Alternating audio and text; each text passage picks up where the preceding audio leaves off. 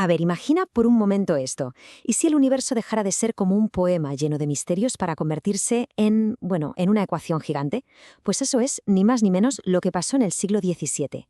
La humanidad de repente cambió las reglas del juego. Y lo hizo gracias a tres mentes absolutamente extraordinarias que nos enseñaron a calcular la realidad. Vamos a ver cómo demonios lo consiguieron. Es que la transición fue monumental. A la izquierda, el cosmos medieval, un escenario casi teatral, cerrado, con la Tierra en el centro y, digamos, un dios moviendo los hilos. Y a la derecha, de repente, el universo moderno, un mecanismo, un reloj que podíamos medir, que podíamos predecir. La pregunta clave ya no era ¿qué significa esto?, sino ¿cómo puedes demostrarlo con números? Y nuestro primer arquitecto intelectual en esta historia es Blaise Pascal. Un prodigio que no solo encarnó esta nueva era de la razón, sino que también se dio de bruces con sus límites. El talento de Pascal era de verdad de otro nivel. Fijaos qué historia. Su padre, que era matemático, le intentó esconder la geometría para que se centrara en otras cosas.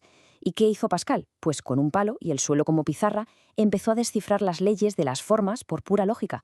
O sea, estaba, literalmente, reinventando la geometría sin que nadie se la hubiera enseñado. 12. Con tan solo 12 años, sin libros, sin profesor, redescubrió por su cuenta principios que a Euclides le había llevado una vida entera a formular. Esto ya no era solo ser precoz, era una señal clarísima de que la mente humana, por sí sola, podía desentrañar el orden del universo. Y claro, a los 19 años fue un paso más allá de la teoría y construyó esto, la Pascalina. Pero ojo, esto no era una simple calculadora. Por primera vez en la historia se demostraba físicamente que un proceso mental, como sumar y restar, podía ser replicado por engranajes y palancas. La idea de que el pensamiento podía ser una máquina acababa de nacer. Era brutal. Pascal, además, fue un científico experimental brillante. Para desafiar esa idea de Aristóteles de que el vacío no podía existir, algo que se llevaba creyendo siglos, organizó este famoso experimento. Hizo que subieran un barómetro de mercurio a la cima de una montaña y demostró que la columna de mercurio bajaba. La conclusión fue revolucionaria. Vivimos en el fondo de un océano de aire que ejerce presión y por encima, sí, existe el vacío. Y claro, este descubrimiento lo sacudió por dentro. De repente se dio cuenta de que la humanidad estaba como suspendida entre dos abismos, lo infinitamente grande del cosmos y lo infinitamente pequeño de la materia. Somos frágiles, sí, como una caña movida por el viento, pero con una diferencia que lo cambia todo. Somos una caña que piensa, que es capaz de comprender el mismo universo que podría aplastarla en cualquier momento. Y aquí es donde Pascal llevó la lógica al límite de lo imaginable.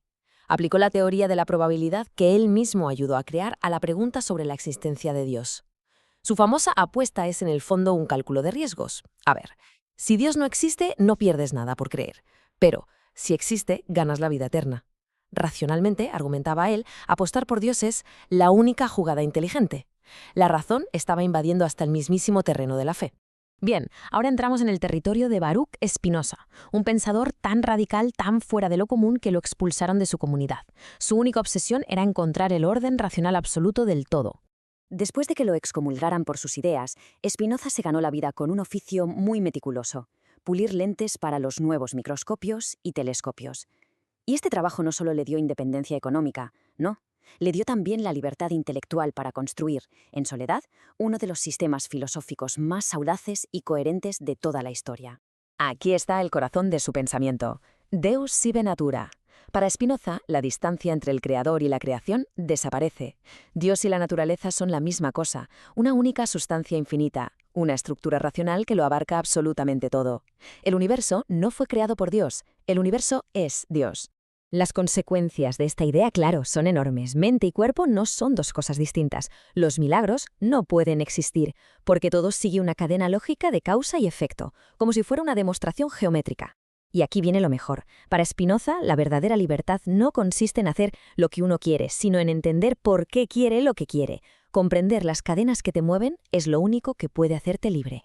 Y esta visión de un universo como un sistema único, ordenado y comprensible resonó siglos después. El propio Albert Einstein confesó que su Dios era el de Spinoza, un principio de orden y armonía, no un ser que anda por ahí jugando a los dados con el cosmos. Una prueba de la increíble modernidad que tenía el pensamiento de este hombre. Y llegamos a nuestro tercer genio, Gottfried Wilhelm Leibniz, un hombre con una ambición intelectual casi infinita. un visionario que estaba convencido de que se podía llegar a calcular la propia verdad. A ver, Leibniz desarrolló el cálculo infinitesimal a la vez que Newton, sí, pero su genialidad estuvo en la notación que creó.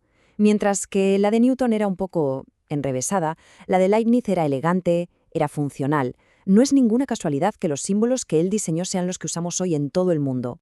Pero su ambición iba muchísimo más allá del cálculo. Soñaba con crear una Characteristica Universalis, una especie de álgebra de las ideas, un lenguaje perfecto donde cada concepto tendría un símbolo preciso y cualquier idea compleja se podría construir combinando esos símbolos.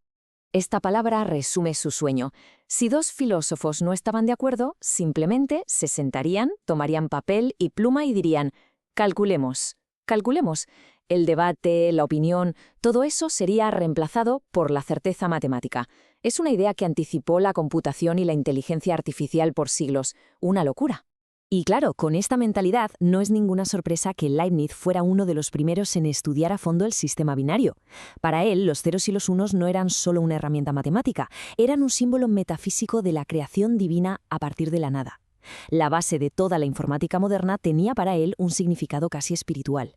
Para explicar la realidad, Leibniz imaginó que el universo estaba hecho de infinitos átomos de percepción, que él llamó mónadas. A ver, imagina que cada una es como un pequeño universo en sí mismo, con su propio punto de vista, pero que no interactúan entre ellas. Entonces, ¿cómo es posible el orden? Pues porque, según él, Dios las sincronizó todas desde el principio, como un relojero que pone en hora millones de relojes a la vez.